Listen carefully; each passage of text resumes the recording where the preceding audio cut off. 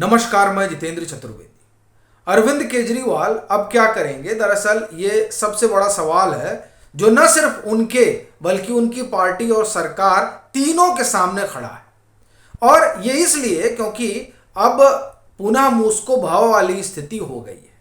तो स्वाभाविक है कि क्या हुआ क्या है। तो दरअसल दो तीन चीजें हैं जिसने आम आदमी पार्टी और उनकी सरकार का संकट अब बहुत बढ़ा दिया है।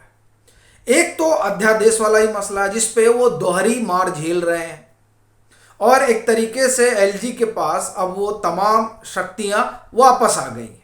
आप ये कहें, चूंकि सुप्रीम कोर्ट के फैसले के बाद तो सब अरविंद केजरीवाल के हाथ चली गई थी, लेकिन फिर अध्यादेश आया और उसके बाद एक आप ये कहें कि रस्साकस्सी वाली परिस्थिति बनी थी। चूंकि अरविंद केजरीवाल की सरकार मानने को तैयार ही नहीं थी कि नहीं, इस अध्यादेश से कुछ बदला है।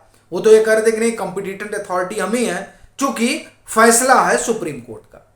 तो उन्होंने उसको चुनौती दी, उस पर कुछ अंतरिम राहत उनको मिली नहीं और अब वो मामला संविधान पीठ को चला गया। तो यानी बिना कोई अंतरिम रोक लगाए उस अध्यादेश पर अब उस अध्यादेश के संवैधानिकता पर जांच पड़ताल होगी। तो अब सुप्रीम कोर्ट से इनके हाथ कुछ लगा नहीं। दूसरी तरफ लोकसभा में तो प्रचंड बहुमत है ही है भाजपा गठबंधन का, और राज्यसभा में भी ये अध्यादेश जो है बिल की जब शक्ल में आएगा तो ये पास हो जाएगा। जो राज्यसभा की अपनी स्थिति है उसमें भाजपा इसे पास कराने की जो है उसकी क्षमता है।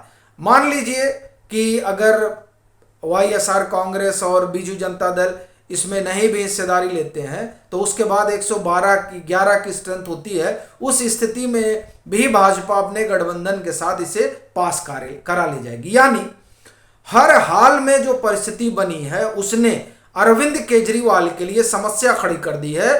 वह इसलिए क्योंकि जिन दिल्ली के एलजी को लेकर वो विधानसभा में ये कहते हुए पाए गए, कौन सा एलजी, कहां से आया एलजी, मेरे सिर पे बिठा दिया गया एलजी, तो ये जो वो तमाम तरह का एक स्वांग रच रहे थे उस सब पर तो आप ये कहिए कि पूरा पानी ही फिर गया है और फिर से सब कुछ एलजी के पास ही आ गया है। तो अब वो तमाम फाइलें जो अभी किसी कारणवश, चूंकि एक रस्साकस्सी चल रही थी तो धूल फांक रही थी और वह पोह की स्थिति बनी हुई थी, वो वह पोह की स्थिति खत्म हो गई है और अब वो तमाम चीजें एक एक करके बाहर आएंगी जो शीश महल से जुड़ी हुई हैं, जो पिछले आप ये कहें कि मई से जब से सुप्रीम कोर्ट का फैसला है उसके बाद से चूंकि एक रस्साकस्सी थी तो इसलिए कई चीजें बाहर नहीं आ रही थी। तो अब ऐसा लग रहा है कि वो तमाम बातें और वो तमाम रहस्य जो फाइलों में दर्ज हैं अब वो निकलेंगे और वो आम आदमी पार्टी और उनकी सरकार का संकट बढ़ाएंगे। इस कारण भी एक हलचल तो है ही। दूसरा जो बड़ा कारण है ये बाढ़ वाला बड़ा मसला है और ये जो है आपके सरकार के गले की हड्डी बनता जा रहा है, क्योंकि जिस तरह से आरोप लग रहा है उन आरोपों में ये बात जाहिर हो रही है कि बड़ी लापरवाही हुई आम आदमी पार्टी की सरकार की तरफ से। आरोप तो यही है। अब जैसे पीछे हमने इस पर चर्चा की थी, अभी दो तीन चीजें और निकल कर आई हैं, उस पर भी हम आते हैं, लेकिन जो पहले वाला है उसको एक बार की याद कराना बड़ा जरूरी है। वह इसलिए क्योंकि आम आदमी पार्टी की सरकार कर क्या रही है ये बार बार ध्यान दिलाने वाली चीज है। देखिए, एपेक्स कमेटी की बैठक होनी थी जो इस तरह के जैसे बाढ़ वगैरह आ रही है तो उसको लेकर मानसून से पहले ही होती है। उस बैठक में अरविंद केजरीवाल शुमार नहीं होते। वो चूंकि अपने चुनावी अभियान में व्यस्त रहते हैं, दिल्ली की चिंता उन्हें रहती ही नहीं। क्यों नहीं आए ये बड़ा सवाल है और इसे बाकायदे अमित वाल्मीकि ने ट्वीट भी किया था, एक लंबा उन्होंने उस पर लिखा भी था पूरा डेट वाइज की जून भर, उसमें वो आए ही नहीं। 27 जून को आखिरी बार 27 जून को बताया गया कि साहब चलिए, 27 जून को बता दिया गया कि 30 जून को मीटिंग है, लेकिन नहीं पहुंच पाते। जिसको जिम्मा दिया जाता है वो भी नहीं पहुंच पाते, मीटिंग हो ही नहीं पाती है। इस पर बाकायदे मीनाक्षी लेखी ने प्रेस कॉन्फ्रेंस किया और उन्होंने बताया कि 2 साल से कोई मीटिंग ही नहीं बुलाई गई और ऐसी परिस्थिति में कहा जाता है कि बाढ़ के लिए फला जिम्मेदार है, यानी अपनी जो जिम्मेदारी है उसका ठीकरा दूसरे के सर पे फोड़ना।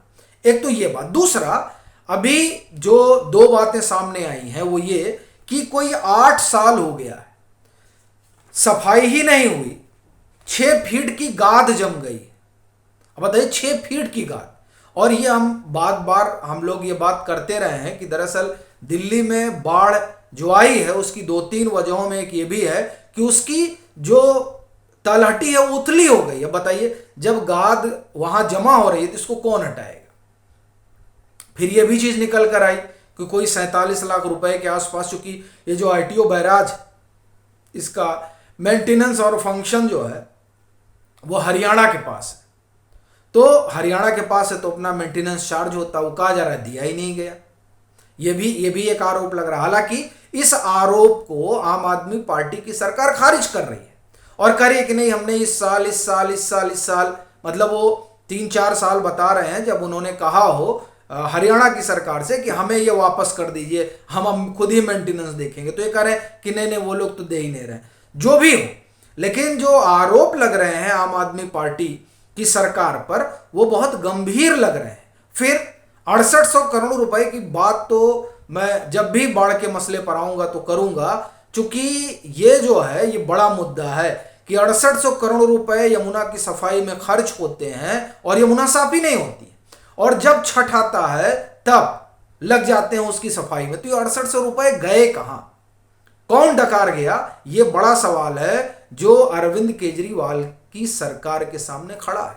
और अब तो एलजी, आप एक तरह से कहें कि दोबारा सारी स्थितियां कायम हो गई हैं, तो इसकी भी फाइल ना खुल जाए, और इसकी फाइल खुलेगी तो कई लोग फंस जाएंगे। इसकी भी फाइल खुलना बड़ा जरूरी है, क्योंकि 5 साल में 6800 करोड़ रुपए खर्च होते हैं और यमुना में कोई फेरबदल ही नहीं होता। हर बार छठ आने पर घाट साफ होगा, फिर घाट अलग बनाए जाएंगे, चूंकि जो जिस तरह से उसमें तमाम गंदगी छोड़ी जा रही है यमुना में, तो स्नान क्या कोई करेगा? तो ये पैसे गए कहां, इसकी जांच होनी चाहिए। और फिर जिस मास्टर प्लान में ये बताया गया कि ड्रेनेज सिस्टम को दुरुस्त कैसे किया जाए, दुरुस्त क्यों नहीं हुआ? ये बड़ा सवाल है। 2018 में आ गया था और ये हम 23 में हैं। क्या कर रही थी सरकार? पीछे तो कहा गया था कि साहब एमसीडी भाजपा के पास है इसलिए कोई काम नहीं हो रहा है। अब एमसीडी भी इनके पास है, सरकार भी इनकी है, तो बाढ़ किसकी वजह से आई? हरियाणा की वजह से आई। बाढ़ किसकी वजह से? कि पानी बरस गया। ये नहीं बताया जाएगा कि पीछे जब बाढ़ आई थी 1978 में, 2010 में, तो 8.5 लाख क्यूसिक पानी आ गया था। अभी 3.5 लाख क्यूसिक पानी आया और दिल्ली डूब गई। तो दरअसल अब ये जो तमाम चीजें हैं ये छन छन कर बाहर आ रही हैं, और जिस अध्यादेश को इनको लग रहा था कि जाएंगे और सुप्रीम कोर्ट में खारिज हो जाएगा, वो हुआ नहीं, वहां भी बात नहीं बनी। तो अब ये तमाम चीजें, इनकी फाइलें खुलेंगी, और जब फाइलें खुलेंगी तो तमाम तरह के सच बाहर आएंगे, जिससे आम आदमी पार्टी की सरकार की और भी कई रहस्य खुलेंगे जो अभी तक ढके और छुपे थे। और बाकी तो जो ये जांच पड़ताल चल रही है शीश महल की और शराब घोटाले की, जाहिर तौर पर उसमें और भी कई नए आयाम देखने को मिलेंगे। अभी के लिए फिलहाल इतना ही। अगर आप मतांतर से नहीं जुड़े हैं तो जरूर जुड़ें, वीडियो को लाइक करें और खूब शेयर करें।